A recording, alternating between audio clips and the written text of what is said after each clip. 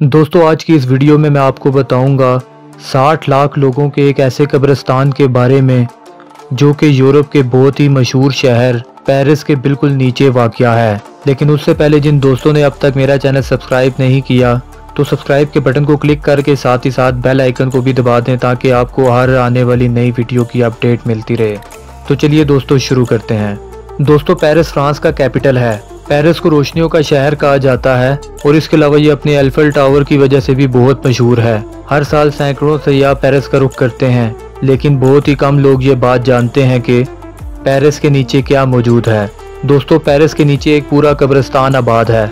इस शहर के नीचे 60 लाख लोगों के ढांचे पड़े हुए हैं।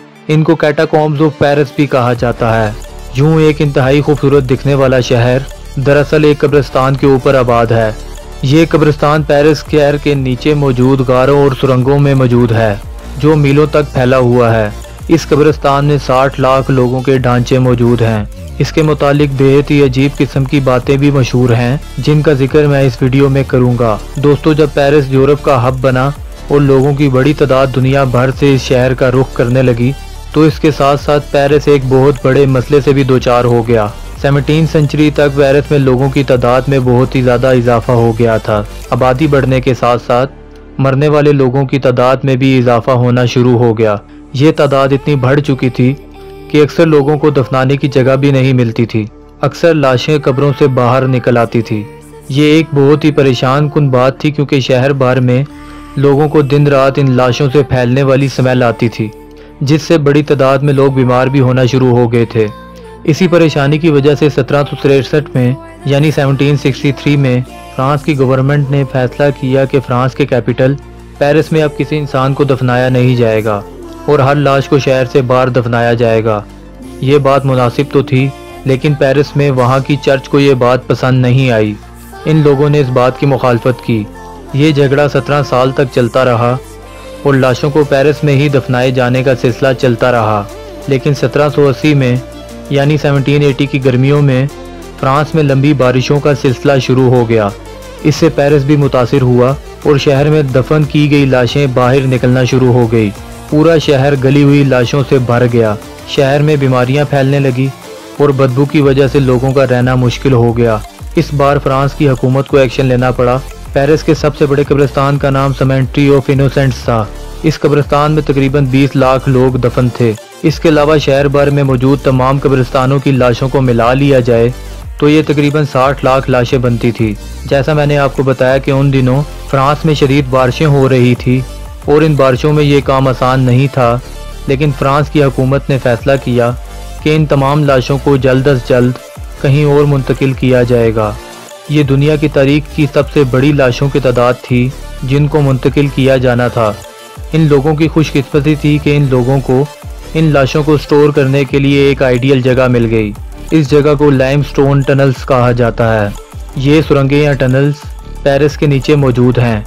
दोस्तों जब पेरिस को तामीर किया जा रहा था तो इसके नीचे ये 200 मील लंबी सुरंगों का जाल बिछाया गया ताकि यहाँ से भारी पत्थर ले जाकर इस शहर की तामीर के लिए इस्तेमाल किए जा सकें। दोस्तों यहाँ एक और दिलचस्प बात यह भी है कि इन सुरंगों पर खड़े पूरे शहर के वजन की वजह से बड़े बड़े सिंक होल्स बनना शुरू हो गए थे जिसमें इस शहर की बिल्डिंग्स गिरना शुरू हो गई थी। इस तरह पूरे शहर के गिरने का खतरा मौजूद था। लेकिन 1777 में पेरिस को फिर से स्टेबलाइज किया गया। 1780 यानी 1780 तक शहर के नीचे मौजूद सुरंगों को ठीक करने का काम मुकम्मल कर लिया गया और अब फ्रांस की हुकूमत ने फैसला किया कि तमाम 60 लाख लाशों को इन्हीं सुरंगों में भर दिया जाएगा। इस काम में काफ़ी अरसा लग गया। हर रात कब्रिस्तानों में लोगों की लाशें निकालने का सिलसिला शुरू हो गया। इस खुदाई के दौरान एक प्रीस्ट भी मौजूद होता जो इस बात का ख्याल रखता कि लाशों की बेहुरमती ना हो। ये प्रीस्ट लाशों को निकाले जाने के वक्त अपनी कोई दुआ भी पढ़ा करता था। दोस्तों 2 साल के मुसलसल काम के बाद पेरिस को 60 लाख लाशों से खाली कर लिया गया और इन तमाम लाशों को शहर के नीचे मौजूद लाइमस्टोन टनल्स में भर दिया गया। अब पेरिस में रहने वाले लोग दरअसल एक कब्रिस्तान के ऊपर रह रहे थे। ये भी कहा जाता है कि लाशों को मुंतकिल करने का काम अगले 100 सालों तक चलता रहा था। इसके अलावा जब फ्रेंच रेवोल्यूशन आई तो उसमें लोगों का बेइंतहा कत्ल हुआ। इन तमाम लोगों की लाशें भी इन्हीं सुरंगों में रखी गई। इन सुरंगों में हड्डियों और खोपड़ियों को ऐसे ही नहीं फेंक दिया जाता था, बल्कि एक शेप बनाकर रखा जाता था। ये सुरंगें इतनी लंबी हैं कि यहाँ जाने वाले लोग रास्ता ही भूल जाया करते हैं। तब ही इन सुरंगों में बाहर निकलने के साइंस बनाए गए हैं ताकि लोग भटक न जाएं। लेकिन इन निशानात के होने के बावजूद कहीं लोगों की हैरत अंगेज कहानियाँ मौजूद हैं, जो कहीं कहीं दिनों तक इस पुरअसरार और खौफनाक जगह पर फंसे रहे। जैसा कि पिछले साल 2 टीनेजर जिनकी उम्र 16 और 17 साल थी, इन सुरंगों में 3 दिन तक फंसे रहे। ये लड़के रास्ता भूल गए थे। शदीद खौफ और भूख प्यास की वजह से ये मरने के करीब थे। रेस्क्यू टीम के कुत्तों ने बचा लिया और इनको हिफाजत से बाहर निकाल लिया गया।